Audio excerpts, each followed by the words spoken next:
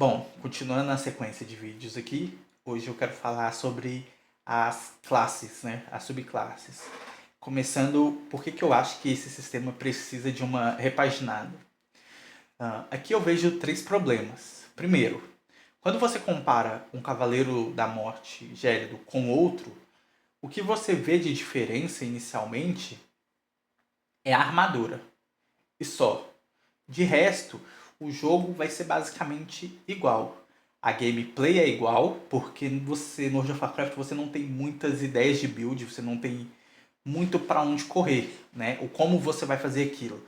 E beleza, é um DPS e ele tem que bater e ele vai bater daquele jeito, né? Mas vocês vão entender por que eu vejo isso como um problema.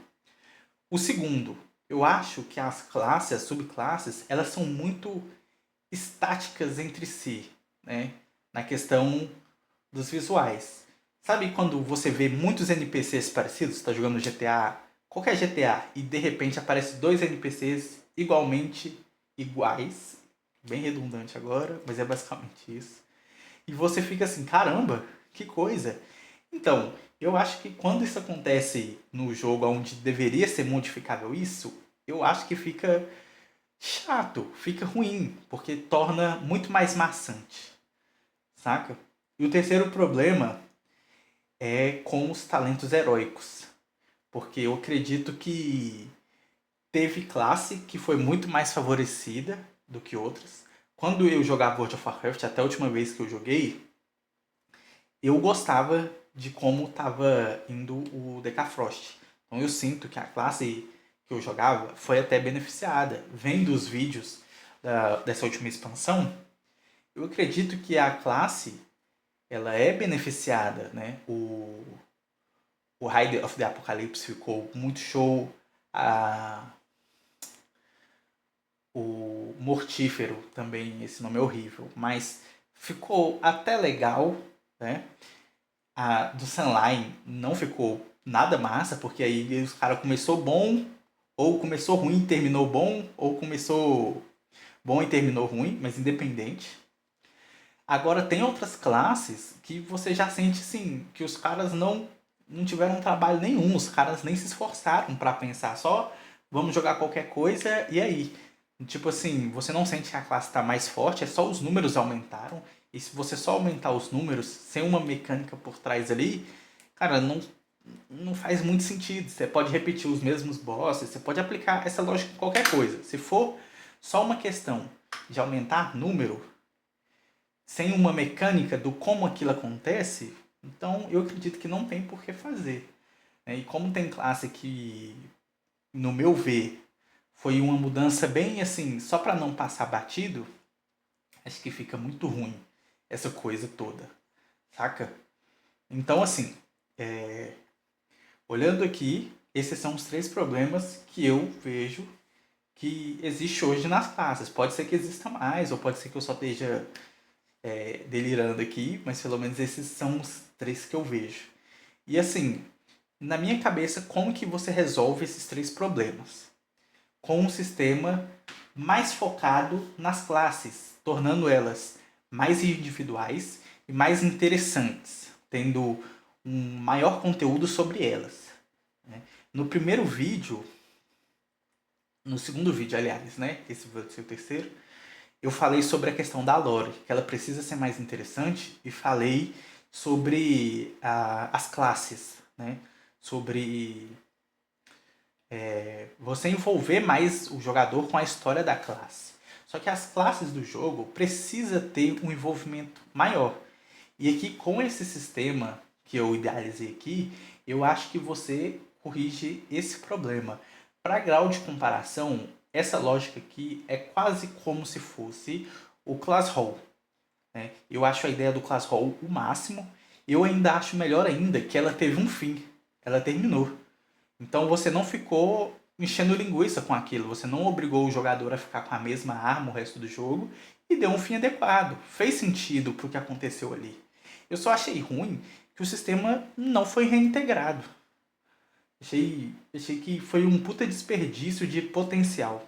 Então, vamos na lógica do meu sistema, que é o seguinte: você compre uma quantidade de missões para você dar a introdução ali no porquê que a sua habilidade é diferente, do como que aquilo afeta o jogo, certo? E aí você desbloqueia esse sistema.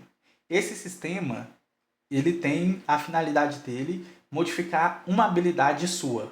Basicamente, aqui pode ser que mude em algum momento, mas na minha cabeça a melhor habilidade para ser alterada seria a habilidade de Burst.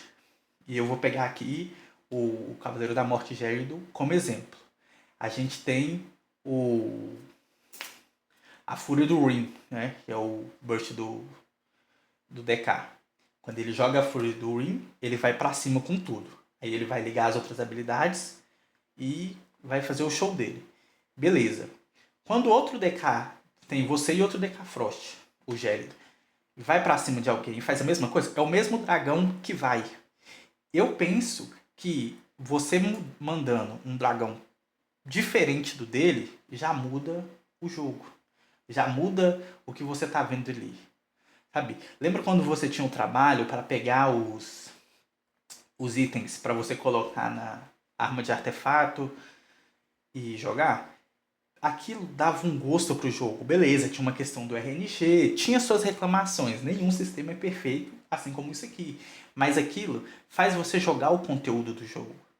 Beleza? É aquilo que eu falei. Você tem que ter um motivo para fazer as coisas. Porque senão elas só vão ficar lá no jogo. Então, beleza.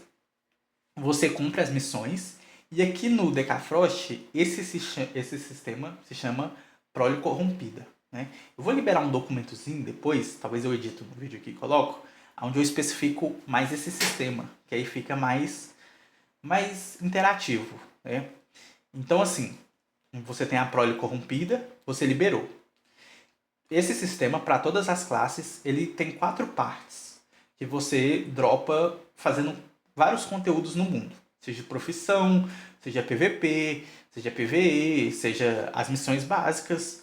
Você vai dropar esses itens. E aí funciona assim. Com a Prole Corrompida liberada, você consegue modificar o dragão que é visto nessa skill. Aí você consegue modificar a cabeça, o torso, a pata dianteira e a pata traseira. A pata traseira inclui o rabo. O torso é as asas e o meio do corpo. Então você vai liberando as partes e consegue modificar. Primeiro, quando você desbloqueia a parte, você desbloqueia os atributos para inserir no seu dragão. As modificações. Eles fazem 2 tipos de modificação: cosmético e questão de atributo.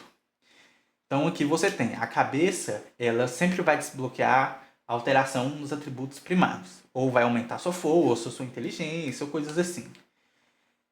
No caso do DK Frost, do DK em si, é força.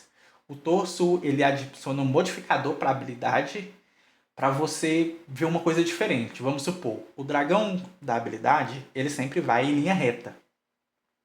Vamos supor que agora esse dragão chama mais 2 dragões atrás. A habilidade dá menos dano, mas ela repete mais 3 vezes. Já é uma diferença. Imagina, alguém joga um dragão diferente e o seu joga outro. Vamos supor que agora você desbloqueou uma outra parte e agora o seu dragão, ao invés dele congelar, ele joga dano de natureza, ele joga veneno nos oponentes, ou ele cospe fogo. Ali, você torna ela mais próximo do que você gosta, do que você vê. Beleza? As patas dianteiras modificam atributo secundário e as patas traseiras adicionam um modificador menor para a habilidade. Por exemplo, aí é só uma questão de tempo de recarga ou um bônus para você de cura, alguma coisa assim. Então, a gente tem aqui, o principal desse sistema é o torso, basicamente, é a segunda parte, que modifica como a habilidade funciona em si, é o funcionamento. Aqui ela é basicamente o mais importante, os outros também são, mas esse é mais. Então, acontece assim, você consegue desbloquear essas partes fazendo o conteúdo que você quer. Quando você trombar outro DK Frost, outro DK Gélido, não é o mesmo dragão. Mas ele farmou as mesmas coisas que eu. Beleza, nesse caso sim, tudo bem. Mas ainda é uma possibilidade que você tem de fazer algo diferente ali na sua classe. De ter um interesse maior na sua classe. Esse sistema, ele se repete para todas as outras classes. Ele não se chama prole corrompida para todas as classes, mas ele muda. A classe é mais dela. Por exemplo, eu vou citar o outro exemplo que eu fiz aqui, que é o DK Sangue, né? O Blood. O que acontece aqui? Aqui, a habilidade que é modificada é o Morte e Decomposição. A mecânica do DK Sangue gira em torno do Morte e Decomposição, certo? E a inspiração que eu peguei aqui foi no ponto do Sunline, que faz sentido, eles são vampiros, do DK Sangue, beleza. E assim, uma coisa que eu acho que devia de ter mais ali no DK Sangue, e isso é uma crítica mais à classe, é chamar ela mais para dentro do jogo. Eu vejo que nos grupos de conteúdo em grupo, Mítica Mais, as masmorras, as pessoas preferem mais os tanques que conseguem pular, que conseguem ir mais na frente, que têm uma mobilidade maior, né? Você tem que compensar isso no DK Blood com utilidade.